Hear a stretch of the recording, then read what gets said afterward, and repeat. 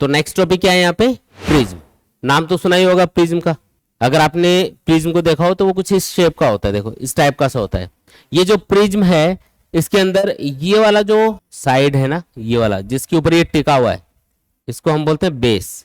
क्या बोलेंगे इसको, बेस है। जिसके ऊपर प्रिज्म टिका हुआ रहता है वो वाला जो फेस है उसको बोला जाता है बेस। फिर कोई भी प्रिज्म हो, आप देखोगे कि इसमें दो इंटरफेस होंगे, एक तो इधर और एक इधर, जहां से लाइट का दो बार रिफ्लेक्शन हो रहा होगा। अगर लाइट इधर से इंटर करेगी प्रिज्म के अंदर तो पहले वो रेयर से डेंसर मीडियम में जाएगी, फिर वो ग्लास के अंदर से होते हुए वापस एयर की तरफ बाहर निकलेगी तो दोबारा उसका रिफ्लेक्शन होगा जब वो डेंसर से रेयर मीडियम की तरफ जा रही होगी। तो दो बार रिफ्लेक्शन होता है। पहली बार तो जब लाइट रे एयर से ग्लास में जाती है तब यहाँ पे रिफ्लेक्शन होगा इस पहले वाले इंटरफेस के ऊपर, और फिर दूसरे केस में जब ग्लास से वो बाहर निकल रही होगी यानी कि डेंसर से रेयर मीडियम की तरफ जा रही होगी तो दोबारा उसका रिफ्लेक्शन होगा। तो इसमें कितनी बार लाइट का रिफ्लेक्शन होता है, दो बार रिफ्लेक्शन होता है। ठीक है। फिर ये जो प्रिज्म का सामने वाला आपको ट्राइंगल जैसा पोर्शन दिखाई दे रहा है, कौन सा वाला पोर्शन, ये वाला, ये ट्राइंगल जैसा पोर्शन जैसे यहाँ पे आपको दिखा रखा है ये अलग से, ये वाला ही पोर्शन है, इसको हम बोलते हैं प्रिंसिपल सेक्शन। क्या बोलेंगे इसको, प्रिंसिपल सेक्शन बोलेंगे। और ये जो एंगल बन रहा है यहाँ पे ऊपर, इसको हम बोलते हैं एंगल ऑफ द प्रिज्म। एक को क्या बोला जाता है, एंगल ऑफ द प्रिज्म। ठीक है। अगर आपको पूछा जाए कि जो प्रिज्म है वो क्या काम आता है, तो कई काम होते हैं इसके। एक यूज हमने टोटल इंटरनल रिफ्लेक्शन वाले टॉपिक में भी इसका पढ़ा था। जब भी किसी ऑब्जेक्ट की इमेज को 90 डिग्री या 180 डिग्री से घुमाना हो तो हम उसके लिए क्या यूज करते हैं, प्रिज्म यूज करते हैं। ठीक है। और क्या यूज है इसका, अगर किसी भी प्रिज्म के ऊपर आप व्हाइट लाइट इंसिडेंट करोगे, मान लो कि ये प्रिज्म है सपोज करो, और इसके ऊपर आपने व्हाइट लाइट इंसिडेंट करी तो ये उसको 7 कलर्स में सेपरेट कर देगा। क्या कर देगा, 7 कलर्स में सेपरेट कर देगा। जो इनिशियल डायरेक्शन है उससे ये जितने भी कलर्स इसमें व्हाइट लाइट में मिक्स होंगे ना, सबको ये सेपरेट करके आपको दिखाएगा इस तरीके से। ठीक है।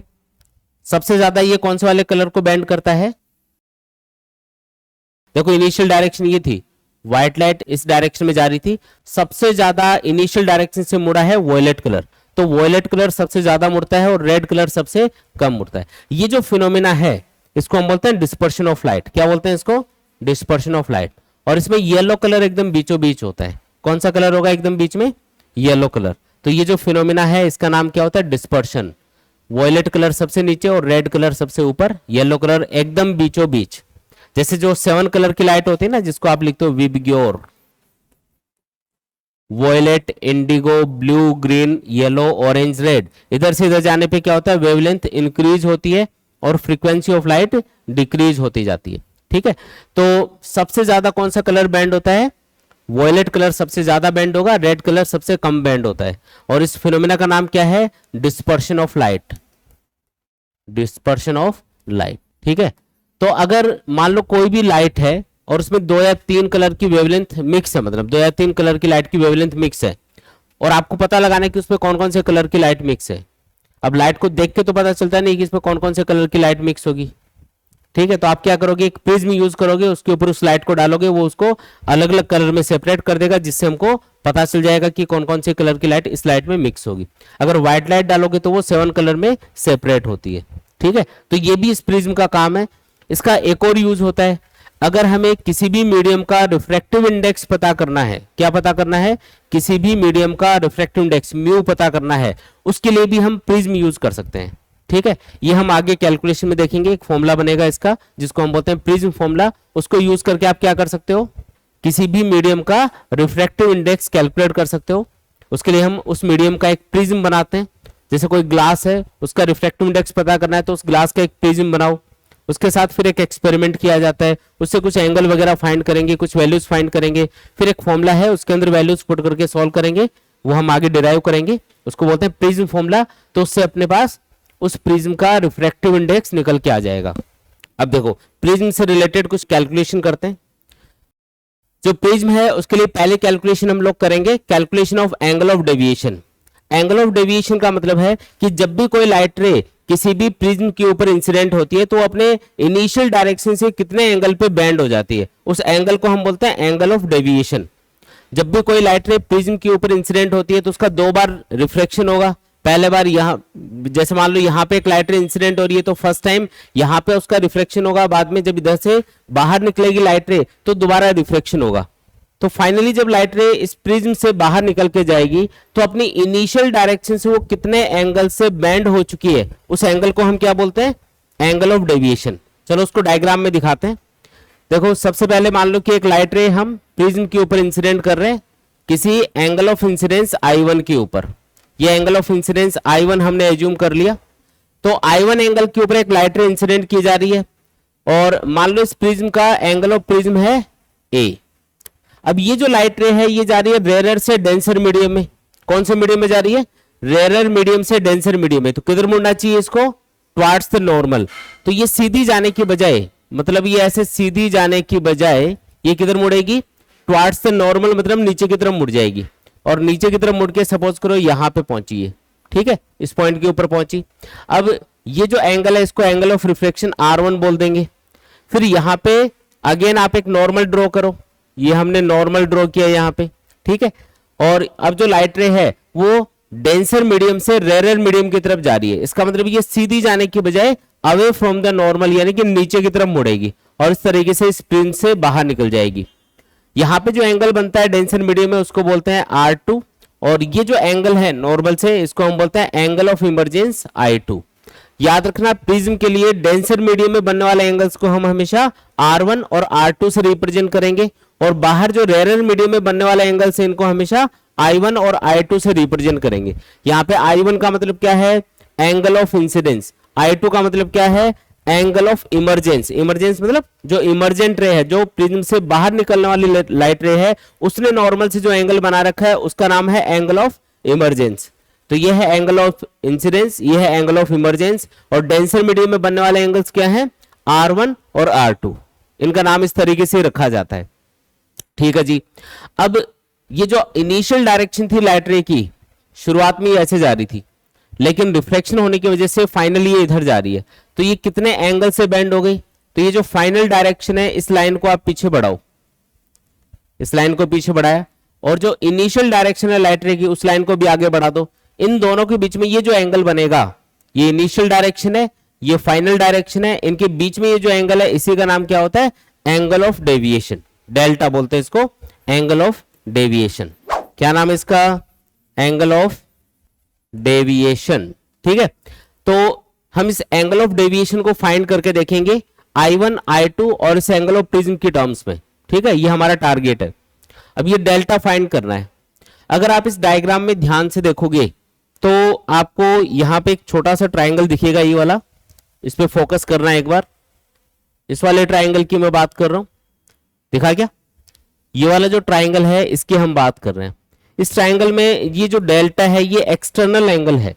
डेल्टा क्या है यहाँ पे, एक्सटर्नल एंगल।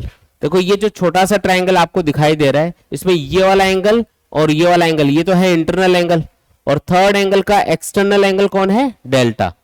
और ट्राइंगल की आपको एक प्रॉपर्टी याद होगी, किसी भी ट्राइंगल के अंदर दो इंटरनल एंगल्स का सम थर्ड एंगल के एक्सटर्नल एंगल के बराबर होता है। ए और बी ये दोनों एंगल्स का सम थर्ड एंगल का जो एक्सटर्नल एंगल है उसके बराबर होगा। ये ए है ये बी है, तो थर्ड एंगल का जो एक्सटर्नल एंगल है वो कितना होगा, ए प्लस बी के बराबर होगा। तो ये जो प्रॉपर्टी है ट्राइंगल की ये हम यूज करेंगे अभी, ठीक है।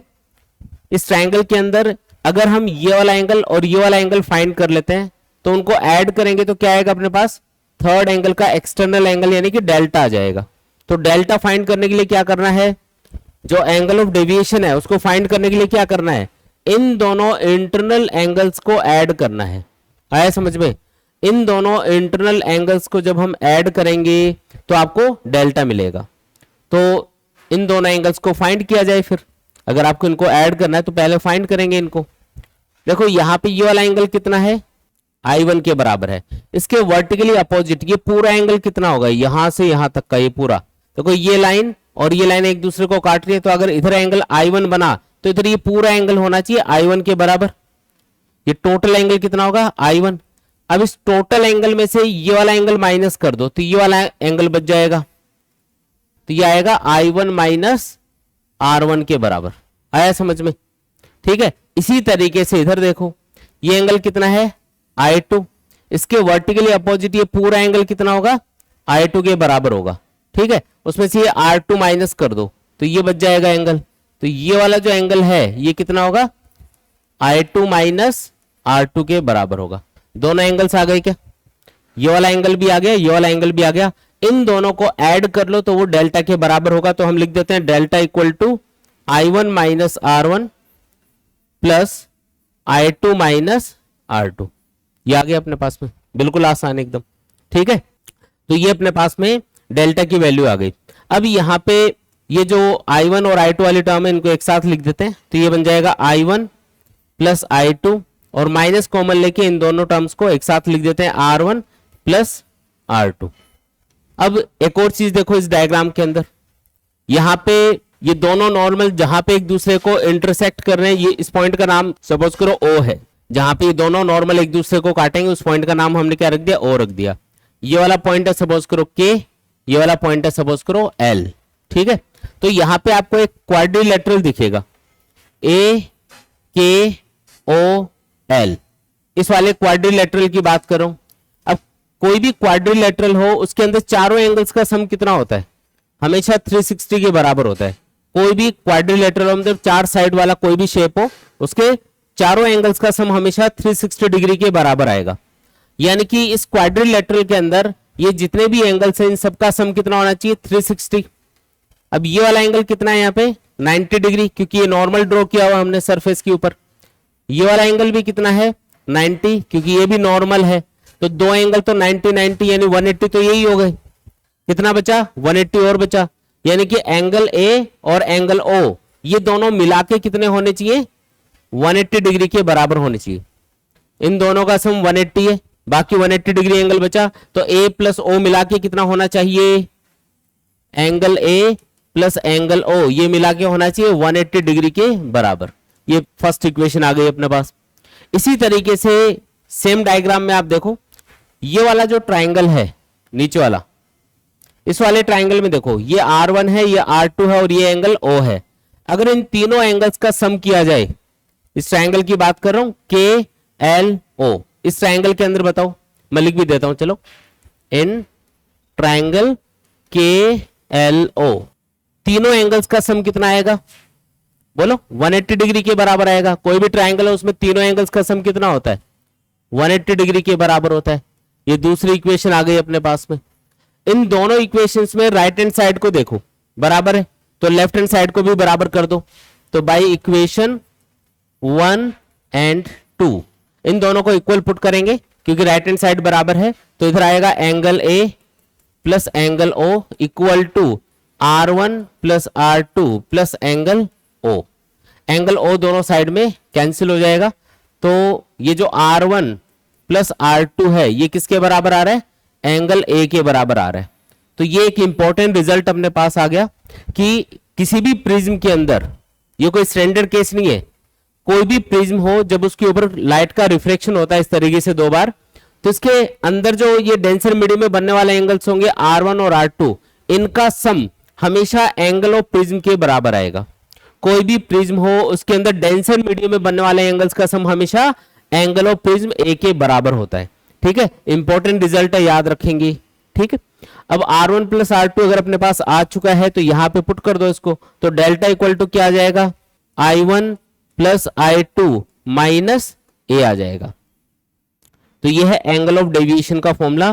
कोई भी न्यूमेरिकल वगैरह सॉल्व करना हो प्रिज्म से रिलेटेड जिसमें एंगल ऑफ डेविएशन पूछा जाए, ये फॉर्मूला हम यूज कर सकते हैं। तो ये दोनों जो इक्वेशन अपने पास निकल के आए ना, ये काफी इंपॉर्टेंट है, इनको अच्छे से याद रखेंगे।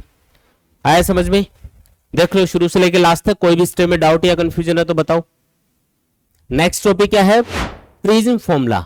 अब ये क्या चीज है, तो कोई भी प्रिज्म होता है वो किसी न किसी मीडियम का बना होता है, ग्लास का या और किसी मीडियम का। तो उस ग्लास का जो रिफ्रैक्टिव इंडेक्स है और जो एंगल ऑफ डेविएशन होता है और जो एंगल ऑफ प्रिज्म है, इन सब के बीच में जो रिलेशन है उसी को हम बोलते हैं प्रिज्म फॉर्मूला। तो ये हम डिराइव करके देखेंगे अभी।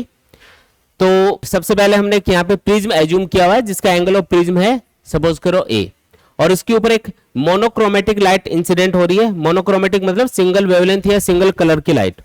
तो वो लाइट हम इसके ऊपर इंसिडेंट कर रहे हैं इस तरीके से। अब यहां पे एक नॉर्मल ड्रॉ करेंगे। अब ये जो लाइट रे है ये सपोज करो किसी एंगल ऑफ इंसिडेंस I1 के ऊपर इंसिडेंट हो रही है। ये जो एंगल ऑफ इंसिडेंस है अगर आप इसको चेंज करोगे तो जो एंगल ऑफ डेविएशन होता है डेल्टा वो भी चेंज होता है। जैसे अगर आप I1 को चेंज करोगे ना तो एंगल ऑफ डेविएशन जो हमने पिछले डेरिवेशन में स्टडी किया था, अभी देखो यहाँ पे ये जो पिछले डेरिवेशन में हमने यहाँ पे स्टडी किया था कि I अगर यहाँ पे एंगल ऑफ इंसिडेंस कितना है यहाँ पे I1, अगर इस I1 को चेंज करोगे तो ये जो डेल्टा है ये भी यहाँ पे चेंज होगा, क्योंकि अलग अलग एंगल पे लाइट रे को इंसिडेंट करोगे तो R1 अलग होगा, R1 अलग होगा तो R2 भी अलग होगा, उससे फिर सारी चीजें I2 भी अलग बनेगा, सारी चीजें चेंज हो जाएंगी। ठीक है, तो ये याद रखना है। तो अगर आप ये जो एंगल ऑफ इंसिडेंस I1 है इसको चेंज करते हो तो जो एंगल ऑफ डेविएशन होगा वो भी कंटिन्यूअसली चेंज होगा। तो अगर एक ग्राफ बनाया जाए एंगल ऑफ इंसिडेंस और एंगल ऑफ डेविएशन के बीच में तो वो कुछ इस टाइप का बनेगा। देखो ये एंगल ऑफ इंसिडेंस है I1 और वाई एक्सिस पे हमने लिया एंगल ऑफ डेविएशन डेल्टा। हम देखते हैं कि अगर हमने एंगल ऑफ इंसिडेंस को शुरुआत में कम रखा, ये जो I1 एंगल अगर इसको कम रखा गया तो एंगल ऑफ डेविएशन आपको ज्यादा मिलेगा। फिर जैसे जैसे आप एंगल ऑफ इंसिडेंस को इंक्रीज करोगे एंगल ऑफ डेविएशन कम होता जाएगा और एक मिनिमम वैल्यू पे पहुंचेगा। जब ये डेल्टा की वैल्यू कम होते होते मिनिमम हो जाएगी, मान लो किसी I1 एंगल के ऊपर हो रहा है ऐसा, तो आप देखोगे कि जो I2 एंगल है जब लाइट इधर से बाहर निकलेगी तो जो एंगल ऑफ इमरजेंस होता है वो इस I1 के बराबर ही हो जाता है। I1 और I2 क्या हो जाएंगे आपस में बराबर। फिर यहां से अगर आप एंगल ऑफ इंसिडेंस को और ज्यादा इंक्रीज करोगे तो एंगल ऑफ डेविएशन वापस से बढ़ना स्टार्ट हो जाएगा।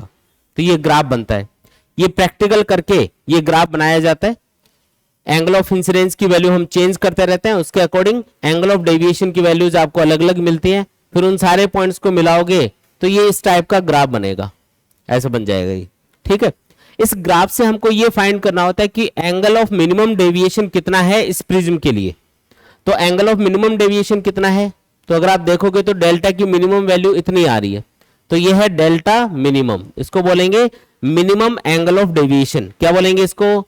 Minimum angle of deviation. और जिस एंगल ऑफ इंसिडेंस के ऊपर ऐसा होगा कि एंगल ऑफ डेविएशन मिनिमम मिल रहा है तो उस एंगल ऑफ इंसिडेंस की जो वैल्यू है वो एंगल ऑफ इमरजेंस के एग्जैक्टली बराबर हो जाएगी।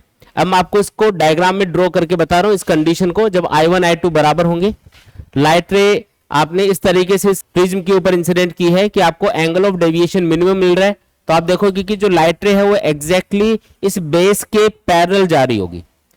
फिर यहाँ पे जो एंगल बनेगा ये होगा R1 और यहाँ पे अगर मैं नॉर्मल ड्रॉ कर दूं तो ये जो एंगल बनेगा ये होगा R2। फिर यहां से लाइट रे बाहर निकल जाएगी और ये एंगल बनेगा, इसको हम बोलेंगे एंगल ऑफ इमरजेंस I2। बोलो आया कि नहीं आया? ये I1 है, ये I2 है, जो अभी जब एंगल ऑफ डेविएशन मिनिमम है तब ये बराबर है। मतलब यहाँ पे I1 इक्वल टू I2 लिखेंगे, इसको कोई एंगल I मान लेते हैं। वैसे जब I1 I2 बराबर ही है तो ये मान लो एंगल I के बराबर है। एंगल ऑफ डेविएशन कितना है अभी? तो ये लाइट रे ऐसे जा रही थी पहले, फाइनली ऐसे जा रही है, तो इसकी इनिशियल डायरेक्शन और फाइनल डायरेक्शन के बीच का जो एंगल है वही है एंगल ऑफ डेविएशन, जो आपको क्या मिल रहा है? मिनिमम मिल रहा है। आया समझ में? तो ये जो स्पेशल केस है इसको मैंने यहाँ पे डायग्राम में ड्रॉ किया है। जब एंगल ऑफ इंसिडेंस इतना रखा जाएगा कि आपको एंगल ऑफ डेविएशन मिनिमम मिल रहा हो तो इस एंगल ऑफ इमरजेंस की वैल्यू एग्जैक्टली I1 के बराबर हो जाएगी। तो I1 I2 बराबर हैं, इनको मैंने I लिख दिया। और क्योंकि I1 और I2 बराबर हैं तो सिमेट्री आपको डायग्राम में दिख रही होगी। सिमेट्री मतलब ये लाइन एग्जैक्टली बेस के पैरेलल जा रही है, तो ये जो नॉर्मल है इनसे ये जो एंगल बन रहे हैं R1 और R2, ये जो लाइट रे है इसके नॉर्मल से जो एंगल बन रहे हैं ना दोनों साइड में, ये भी आपस में बराबर होंगे। R1 R2 भी बराबर होते हैं, इनको भी मैं R लिख देता हूं। समझ में आया? तो ये एक स्पेशल केस है, प्रिज्म के लिए एक स्पेशल केस होता है जब आप किसी एक पर्टिकुलर एंगल ऑफ इंसिडेंस को पर्टिकुलर एंगल ऑफ इंसिडेंस के ऊपर लाइट रे को इंसिडेंट करते हो तो एंगल ऑफ इमरजेंस उसी एंगल ऑफ इंसिडेंस के बराबर हो जाता है, लाइट रे बेस के पैरेलल हो जाती है और एंगल ऑफ डेविएशन मिनिमम हो जाता है। ठीक है, अब कुछ फॉर्मूले हमने प्रिज्म के लिए पहले स्टडी कर लिए थे, वो मैं लिख देता हूं एक बार। हमने ये स्टडी किया था कि R1 प्लस R2 ये हमेशा एंगल ऑफ प्रिज्म A के बराबर होता है। इन दोनों एंगल्स का सम किसके बराबर होगा? हमेशा एंगल ऑफ प्रिज्म A के बराबर होगा। और दूसरी चीज हमने ये स्टडी करी थी कि एंगल ऑफ डेविएशन बराबर होता है I1 plus I2 minus A के बराबर।